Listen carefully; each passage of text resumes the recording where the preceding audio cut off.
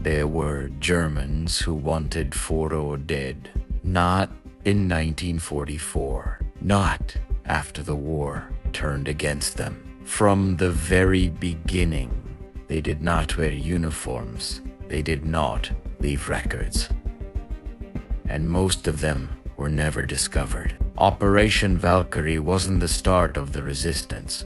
It was the moment the resistance realized it had already failed to stop something much bigger than Hitler, because inside Nazi Germany, the most dangerous enemy was never the Allies. It was doubt, and doubt doesn't explode. It spreads. From the outside, Nazi Germany appeared monolithic, marching crowds, perfect formations, unquestioned obedience. But authoritarian power does not rely on belief alone. It relies on the illusion that everyone else believes. Behind closed doors, Germany was not united. It was exhausted. Millions obeyed publicly, while doubting privately. Millions complied outwardly, while internally disengaging. And this contradiction was the regime's greatest vulnerability, because obedience born of fear is never permanent. The men behind Valkyrie were not revolutionaries. They were aristocrats, career officers, conservatives. Many had supported Hitler in the early years. What changed was not ideology. It was exposure. Exposure to mass murder, to pointless sacrifice, to a war that could no longer be justified, even strategically. They did not act because they believed success was guaranteed. They acted because not acting had become unbearable. And when Valkyrie failed, the regime responded with rage because it understood something critical. This was not an isolated betrayal. It was proof of internal rot. The response was surgical and theatrical. Arrests, interrogations, show trials, executions filmed for Hitler's personal viewing. The goal was not justice. It was psychological annihilation. Fear was weaponized, not just against conspirators, but against the idea of resistance itself. And it worked, at least on the surface. After July 1944, organized resistance became impossible, so resistance evolved.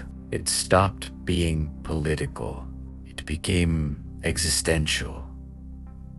Workers slowed production. Officials falsified records. Doctors protected patients. Soldiers surrendered when they could. No coordination. No banners.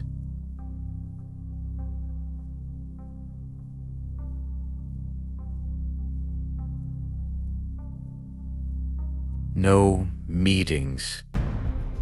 Just individuals making microscopic decisions, each one slightly bending the machinery of war. Alone, meaningless. Together, corrosive. The most dangerous moment was not sabotage. It was Rückegesehen, the moment someone realized the regime was lying. Because once you see that, every command becomes a moral negotiation. Do I comply to survive? Do I resist and risk? Do I pretend not to know? Most people lived in that gray zone. Not heroes, not villains, survivors. And that gray zone is where totalitarian systems fear people the most. Nazi control was not sustained by violence alone. It was sustained by loneliness. Trust was destroyed. Speech was dangerous. Silence was safer.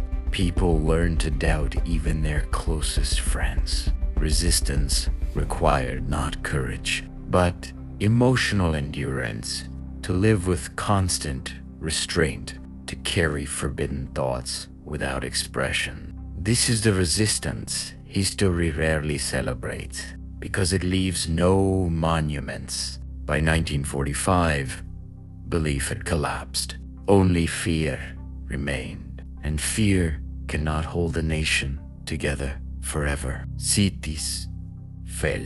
Propaganda rang hollow. Reality overwhelmed.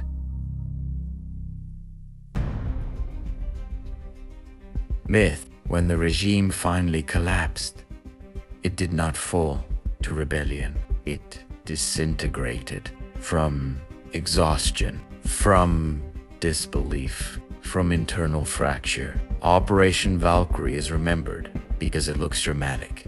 But drama is not how resistance usually survives. Real resistance is quiet, imperfect,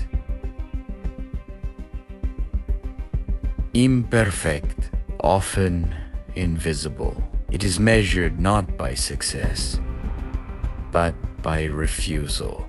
Refusal to believe lies. Refusal to fully surrender conscience. Refusal to let the system claim the inside, even when it controls the outside. Valkyrie was not the resistance. It was the moment the regime realized it had already lost something far more dangerous than power. It had lost belief, and once belief is gone, collapse becomes inevitable. Operation Valkyrie failed. The bomb didn't kill Hitler. The coup collapsed within hours, and history remembers it as a brave but hopeless act. But that ending is incomplete, because the true resistance inside Nazi Germany was never a single explosion. It was years of quiet refusal, of hesitation, of whispered doubts spoken only behind closed doors. Most of those people never held a detonator. They held something far more dangerous, the ability to see the regime for what it truly was. Long before the world did, they failed to stop the war. They failed to save millions. But they proved something uncomfortable, that even inside a totalitarian state, obedience is never total, and that the most dangerous enemy to any dictatorship is not a foreign army.